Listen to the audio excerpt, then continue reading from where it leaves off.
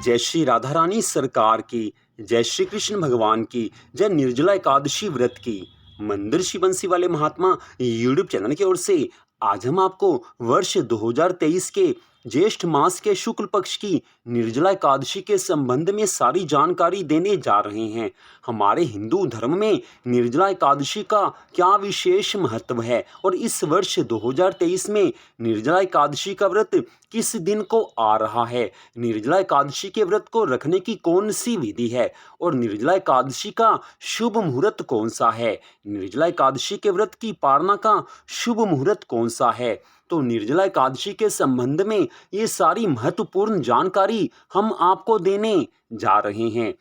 तो सबसे पहली बात यह है कि हमारे हिंदू धर्म में एकादशी के व्रत का बहुत ज़्यादा महत्व बताया गया है और निर्जला एकादशी के व्रत का महत्व तो बहुत ज़्यादा बढ़ जाता है। ज्येष्ठ मास के शुक्ल पक्ष की एकादशी को निर्जला एकादशी के नाम से जाना जाता है। भक्त लोग निर्जला एकादशी का व्रत बिना पानी पिए रखते हैं। हमारे हिंदू धर्म ग्रंथों में बताया गया है कि जो भक्त सारा वर्ष एकादशी का व्रत अगर नहीं भी रखता, वो भक्त अगर एकमात्र निर्जला एकादशी का व्रत रख लेता है तो उसको वर्ष भर की सभी एकादशी व्रतों का पुण्य फल मिल जाता है। इस कारण निर्जला एकादशी के व्रत का महत्व बहुत ज्यादा बढ़ जाता है।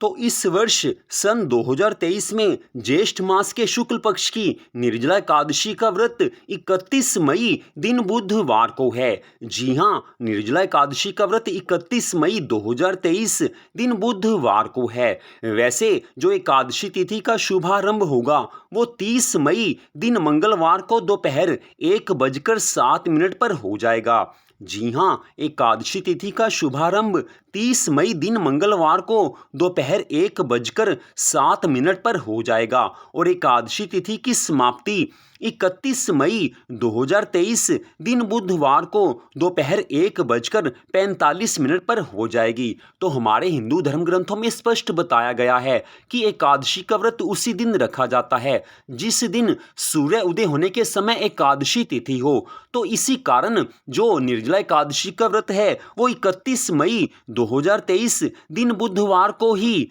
रखा जाएगा। तो अब हम आपको बताने जा रहे हैं कि निर्जला एकादशी के व्रत की पालना का शुभ मुहूर्त कौन सा है, अर्थात निर्जला एकादशी के व्रत को खोलने का शुभ मुहूर्त कौन सा है। तो निर्जला एकादशी के व्रत की पालना का शुभ मुहूर्त 1 जून 2023 दिन बृहस्पतिवार को सुबह 5:24 से लेकर सुबह 8:10 तक रहेगा। इस समय के बीच में आप व्रत की पालना कर सकते हैं, अर्थात व्रत को खोल सकते हैं।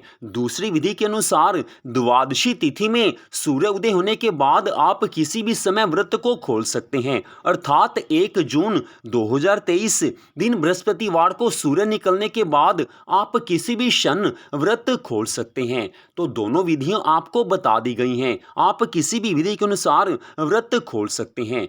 तो अब हम आपको बताने जा रहे हैं कि जिन भक्तों ने निर्जला एकादशी का व्रत रखना हो उन्हें किस विधि से निर्जला एकादशी का व्रत रखना है।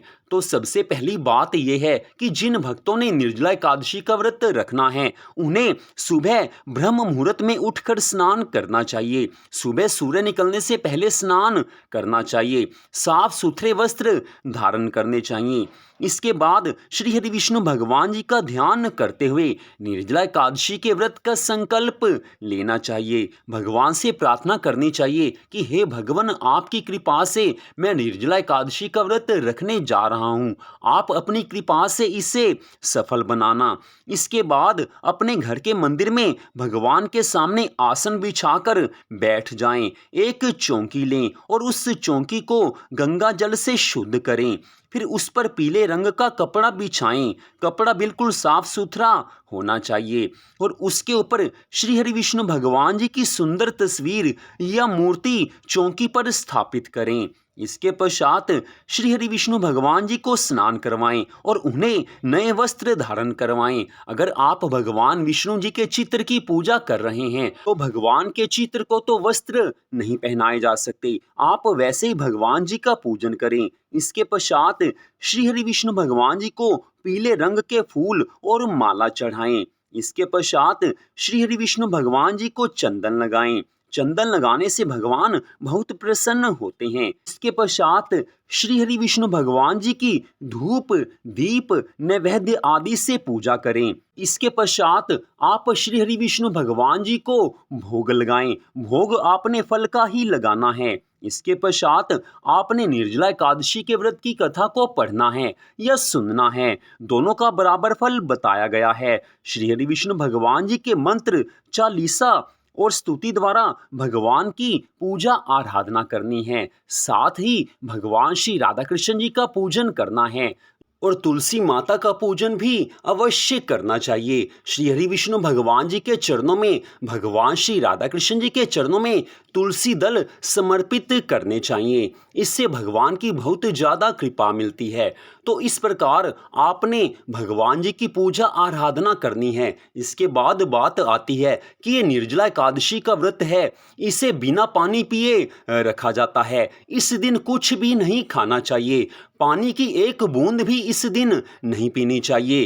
केवल सुबह कुल्ला करने के लिए आप मुंह में जल डाल सकते हैं और किसी भी तरह से मुंह के अंदर जल नहीं डालना चाहिए। थोड़ा सा भी जल नहीं पीना चाहिए। एक बूंद भी जल की नहीं पीनी चाहिए। अब बात आती है कि निर्जला एकादशी के व्रत के दिन क्या वस्तु दान करनी चाहिए। तो निर्जला एकादशी के व्रत के दिन आपने ब्राह्मण को जल से भरे हुए घड़े का दान करना है। साथ में आपने फल का दान करना है, दक्षिणा देनी है। इसके अलावा आप चाहें तो स्टील का कोई बर्तन भी आप ब्राह्मण को दे सकते हैं। साथ में पंखा भी देना चाहिए, छाता भी आप दे सकते हैं, जूते भी आप ब्राह्मण को दान दे सकते हैं। निर्जला एकादशी के व्रत के दिन आप जो भी दान ब्राह्मण को देंगे उसका फल अनंत गुना होकर प्राप्त होता है। श्री हरि विष्णु भगवान जी ने स्वयं कहा है कि ब्राह्मण प्रसन्न होते हैं तो मुझे प्रसन्नता होती है।